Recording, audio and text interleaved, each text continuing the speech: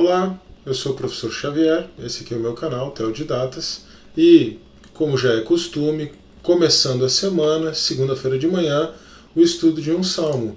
E o salmo da vez é o Salmo 35. O título que eu dei para esse estudo é O Clamor do Justo por Justiça. Então, sem maior demora, vamos para a leitura do salmo. Só esqueci de transcrever aqui acima do primeiro versículo o título inspirado de Davi. Né? É um salmo de Davi, essa é a única informação que a gente tem.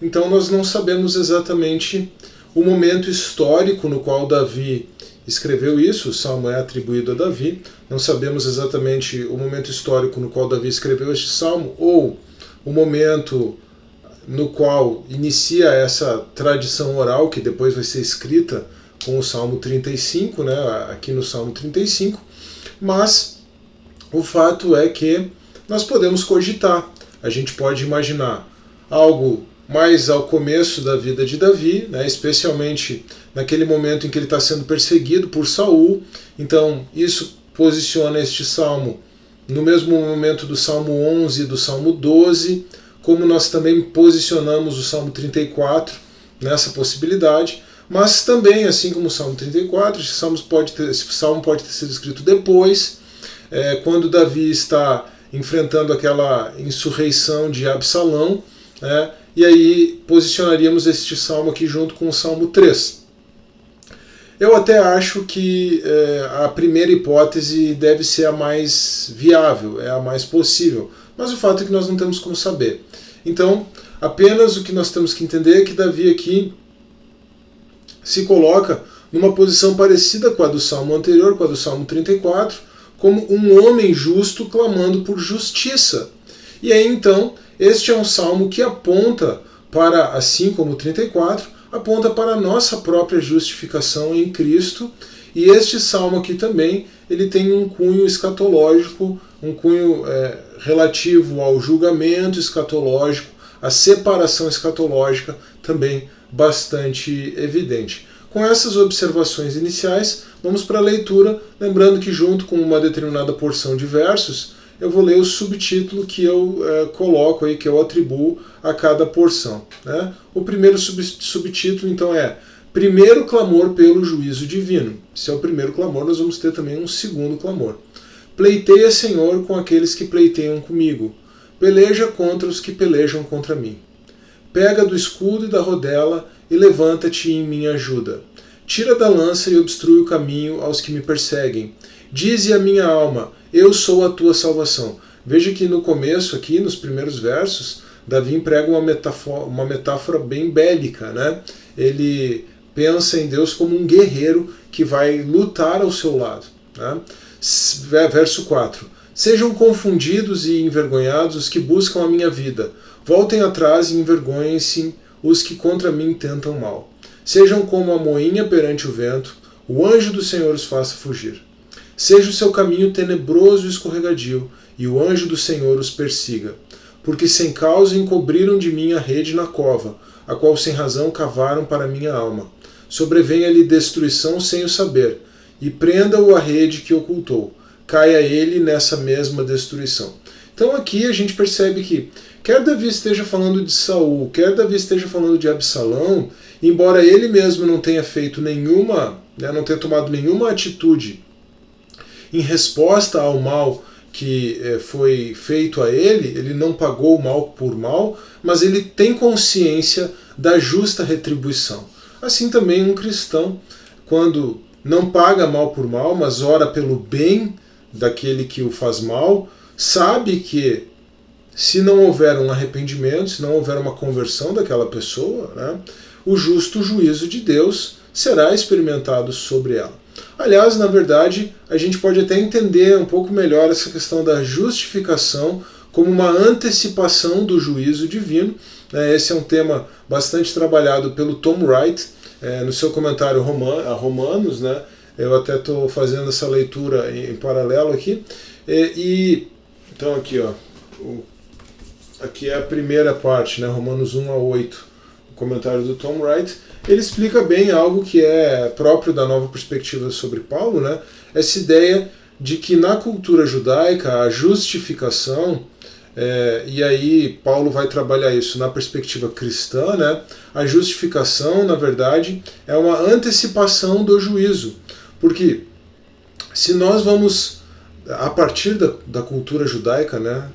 Na visão cristã, na visão de Paulo, se nós vamos enfrentar Deus no juízo vindouro e vamos receber pagamento segundo as nossas obras, a justificação, a declaração da justiça de Deus, a atribuição da justiça de Deus por meio da fé, ela é uma antecipação daquele veredito final. Então, é como se Deus, pela fé, diz para você, você é declarado justo, então você será declarado justo. Só que essa declaração de justiça final, ela é baseada em obras, então isso é uma perspectiva bíblica e não deixa de ser uma perspectiva neotestamentária. Então a diferença é que as obras que você praticar vão ser feitas a partir dessa declaração inicial, né? Isso pode parecer um pouco estranho para quem está acostumado a ouvir muito justificação pela fé, mas em termos reformados, isso aqui é a santificação que segue necessariamente a justificação. Não se cogita de justificação sem santificação. Ou as obras, né, como uma evidência da justificação, ou para quem prefere, as obras como uma evidência da salvação. O fato é que, independentemente de como você articule essa relação, que ela às vezes pode parecer um pouco complicada, o julgamento final será baseado em obras. E no caso de Davi, ele afirma a sua inocência, a sua justiça, porque ele de fato não fez nenhum mal aos seus agressores, embora ele não fosse um homem livre de pecado. E é nesse sentido que Davi pode ser tomado como um tipo, não de Cristo aqui, em todos os aspectos, mas um tipo daqueles que são justificados em Cristo. Né? Por isso que nós podemos tomar esse salmo de forma tipológica. Normalmente eu faço a leitura e depois faço os comentários. Neste salmo aqui eu inverti um pouco, estou fazendo a leitura e já estou fazendo o comentário junto. Até peço que você dê o retorno aí nos comentários, qual o tipo, né, qual o estilo de exposição você prefere. Enfim. 2. A salvação como motivo de louvor. E a minha alma se alegrará no Senhor, alegrar-se-á na sua salvação. Todos os meus ossos dirão, Senhor, quem é como tu, que livras o pobre daquele que é mais forte do que ele? Sim, o pobre e o necessitado daquele que o rouba. 3. A afronta relembrada. Falsas testemunhas se levantaram, depuseram contra mim coisas que eu não sabia. Tomaram-me o mal pelo bem, roubando a minha alma. Aqui, Davi, obviamente, tem em vista, num primeiro momento, a salvação de uma dificuldade física, né, de algo material. Normalmente a salvação é trabalhada nos salmos que antecedem como até mesmo a vitória nas batalhas, mas aqui, obviamente, nós temos um motivo de louvor pela salvação em Cristo. Né? E logo na sequência, Davi lembra de como ele foi afrontado, né? Os versos 11 e 12, inclusive falando que o bem, né, que ele deveria receber foi transformado em mal, né? Tornaram-me o mal pelo bem, quer dizer, em vez de fazerem o bem para ele, fizeram o mal. E uma coisa interessante nesse aspecto da salvação, nesse aspecto, na verdade, do drama divino da redenção, isso tem a ver mais com a forma como Deus se revelou na história para estabelecer, né, o drama da redenção, é que realmente Deus sempre favorece o desfavorecido. Né? O pobre e o necessitado daquele que o rouba, é como diz o verso 10. Né? Deus sempre favorece o desfavorecido. E Davi experimentou isso. Sendo o irmão mais novo, foi escolhido como o filho mais novo de seu pai, foi escolhido, ungido como rei. Sendo perseguido por Saul, ele era livre, ele iria vir a ser consolidado como rei. Você tem o embate de Davi com Golias, né? Isso só para mostrar na vida de Davi, ilustrando na vida de Davi, algo que você poderia considerar a partir da história dos patriarcas, o próprio povo de Israel, enfim, esse favor, né, que Deus tem, essa predileção que Deus tem pelos desfavorecidos. Então, os desfavorecidos, segundo o mundo, são aqueles que realmente recebem o favor de Deus. Agora, contextualizando para a nova aliança, né, vão receber o favor de Deus em Cristo. E aí, você realmente só vai ser declarado justo, né, tornado aceitável para Deus, você só vai praticar as obras que agradam a Deus em Cristo. Tá? A atitude do homem justo. Agora a gente vai ver a atitude de Davi diante desses que o perseguiam, que os afrontavam, e aqui a gente tem uma excelente lição, né?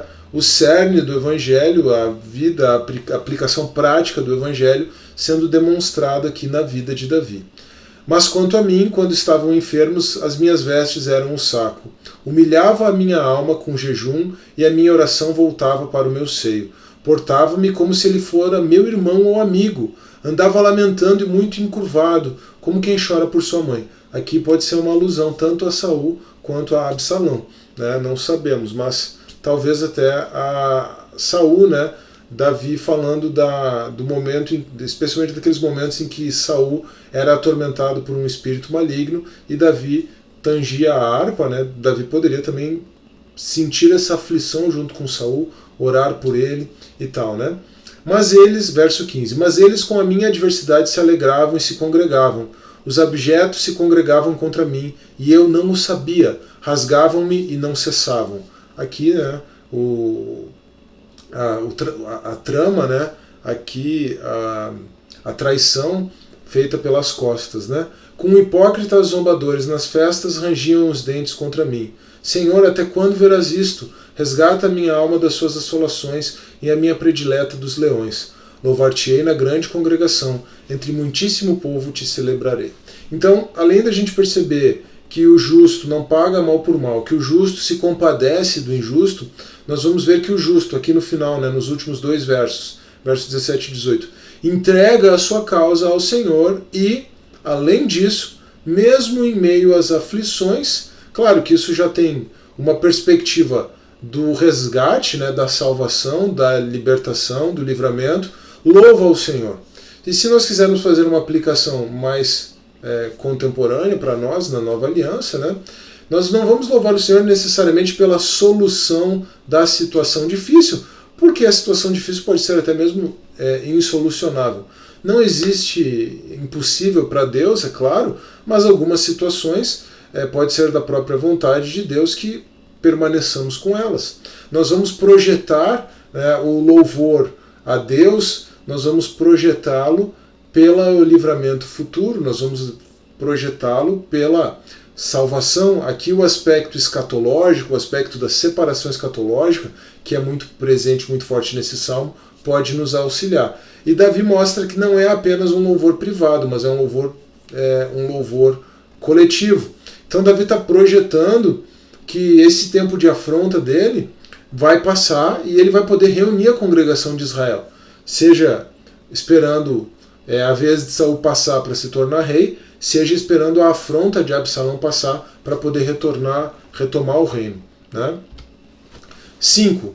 Segundo clamor pelo juízo divino. Aí aqui retorna um clamor pelo juízo divino, e aqui o caráter escatológico, a separação escatológica, né? Essa divisão escatológica, o juízo escatológico, juízo sobre injustos de um lado, juízo sobre justos de outro, que juízo não, né? Recompensa sobre justos de outro, se torna bem presente mais uma vez neste salmo. Não se alegrem os meus inimigos de mim sem razão, nem acenem com os olhos aqueles que me odeiam sem causa. Veja que parece que Davi aqui está falando dos ímpios, né? Mas ele não está falando aqui no contexto da reação que ele vai ter. Ele está falando aqui no contexto do juízo, do destino dos ímpios. Eles podem até estar experimentando uma tranquilidade momentânea, mas o futuro deles é certo. O futuro deles é de juízo. Pois não falam de paz, antes projetam enganar os quietos da terra. Abrem a boca de par em par contra mim e dizem: os nossos olhos o viram, tu, Senhor, o tens visto. Não te cales, Senhor, não te alongues de mim. E agora vai entrar, né, a invocação do juízo escatológico. Desperta e acorda para o meu julgamento, para a minha causa, Deus meu e Senhor meu. Julga-me segundo a tua justiça, Senhor Deus meu, e não deixes que se alegrem de mim. Não digam em seus corações, alma nossa, não digam, nós o havemos devorado. Envergonhem-se e confundam-se a uma os que se alegram com o meu mal. Vistam-se de vergonha e de confusão os que se engrandecem contra mim. Aqui no verso 26, a imprecação do juízo escatológico, do juízo divino contra os injustos. 6, encerrando esse salmo, o louvor dos retos. Cantem-se e alegrem-se os que amam a minha justiça e digam continuamente, o Senhor seja engrandecido, o qual ama a prosperidade do seu povo. E assim a minha língua falará da tua justiça e do teu louvor todo o dia. Aqui, nessa transição, nesse final, com o louvor congregacional, com essa chamada coletiva ao louvor, nós vemos claramente a obra de Cristo sendo cumprida, sendo manifesta, e aqueles que vão cantar, cantam e se alegram por causa da justiça de Deus. Então é tanto uma antecipação da separação escatológica, sabendo da nossa união com Cristo, da nossa união com o Pai, da nossa união com a pessoa de Deus no futuro, mas também é um louvor, é um cântico por conta dessa união presente com Cristo, com a separação de toda a maldade, da maldade que é no mundo, com a separação da nossa própria malignidade e todas as consequências que advêm disso. Então assim termina o Salmo 35 com um louvor e um chamado ao louvor coletivo a Deus por causa da sua justiça. O justo clama pelo justo juízo, foi o título que eu dei para esse salmo mais uma vez.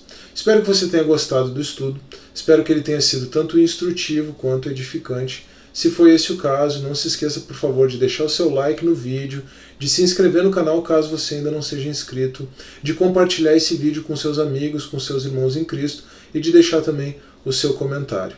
Um forte abraço, que Deus abençoe e até a próxima.